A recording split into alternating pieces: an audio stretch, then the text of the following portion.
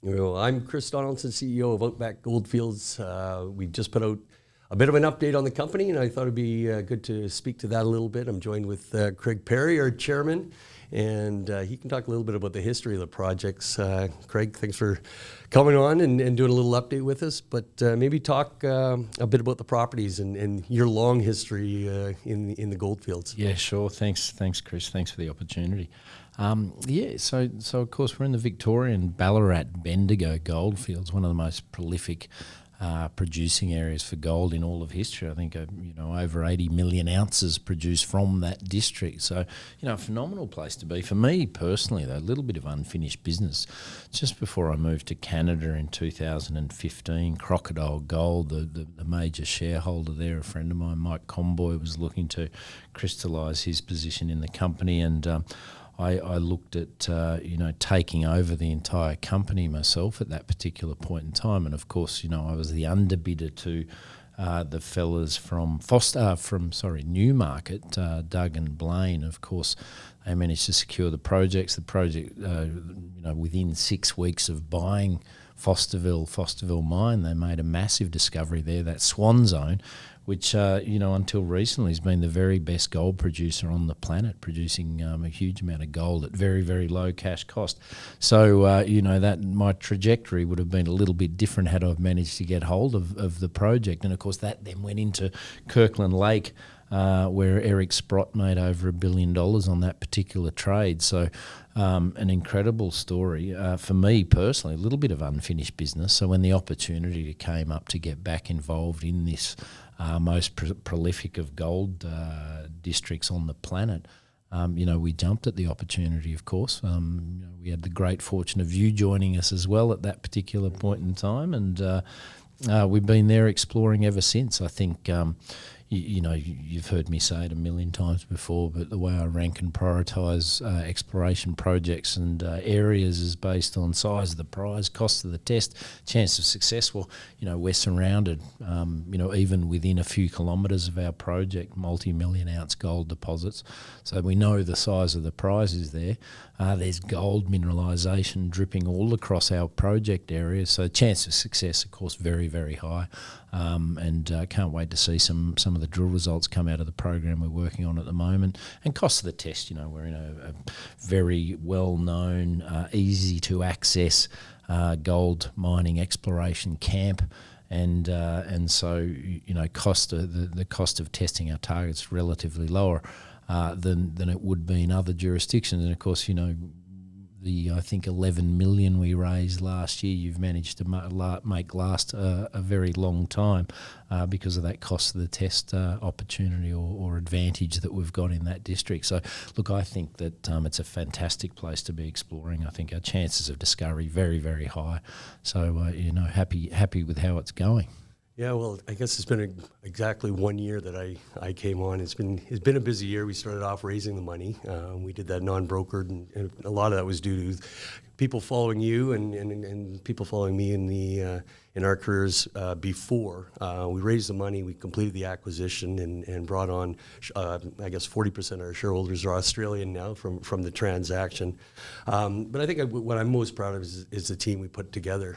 We've got a very strong board for a company of our size right now, and we were able to retain some of the geos who originally bought the properties, five years ago, and had the foresight to do that just as the area was heating up. So we have a bit of a first mover advantage there.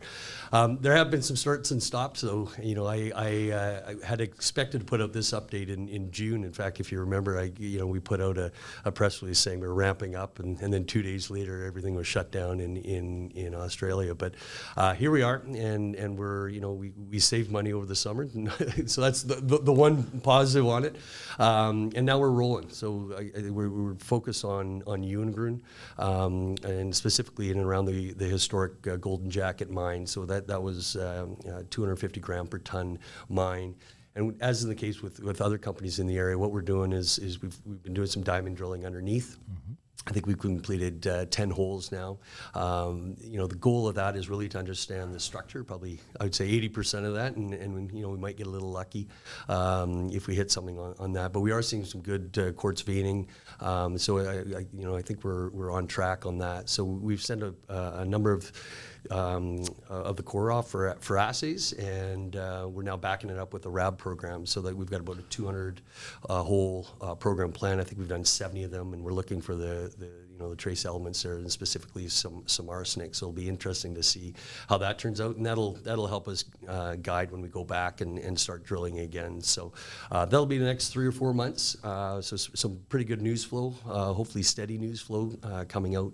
And while we're doing this, we're prepping our Ballarat West, and I know Ballarat West is your favorite of the properties there. We're just doing some soil sampling, and we'll probably do some passive seismic, and then once the drills are finished up in Newington, we'll move them down. But maybe talk a little bit about Ballarat West and why you think that might be our best chance of getting a multi-million ounce deposit. Yeah, absolutely. Well, look, of course, I love Yungrin, and we've got waiting on assays, eagerly awaiting on assays there. So keen to see what we've hit in that drilling, and some of those rocks look very good to me as well. But Ballarat West, it's one of the most exciting gold exploration projects on the planet today. We're surrounded there by, within 5 kilometres of the property boundary, there's been over 16 million ounces of gold produced. So, and of course, and wherever there's been outcrop on our property, there's been gold produced. I think 400,000 ounces produced on that Ballarat West property historically. But the pediment to further discovery has been this shallow basalt cover, and of course we're looking through that now. We're getting a handle on the structure and structural controls on the mineralisation in that area, and I think the chances. The best place to find ore or gold is typically within the shadow of the head frame. Well, there we're in the shadow of several major head frames, so the chances of success are phenomenal. So looking through that shallow cover, and when we get onto the ground and start drilling, I'm very excited for that. I think that the opportunity is tremendous there, and the chance of success again very, very high.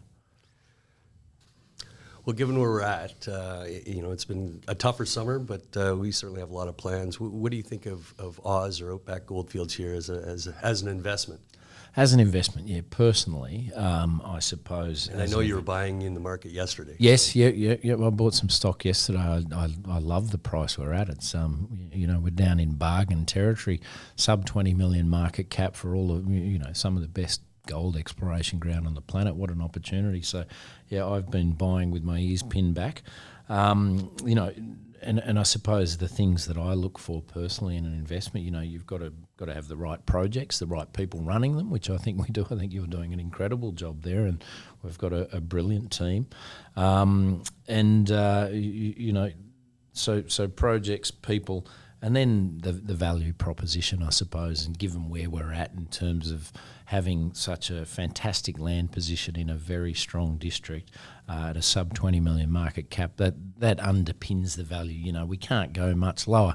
Anything can always go to zero, but here, this ground always has fundamental value. So, dramatically undervalued at the moment, partly, not because of anything we're doing wrong as a company at the moment. It's just been a terrible 6 months for precious metals equities, which presents a great opportunity. And of course, we're heading into the back end of the year. We're now through the summer doldrums, and the first couple of weeks, as Peter Brown tells me, is always a challenged couple of weeks, because it's the typical period of the year when the market does crash, if it's going to crash.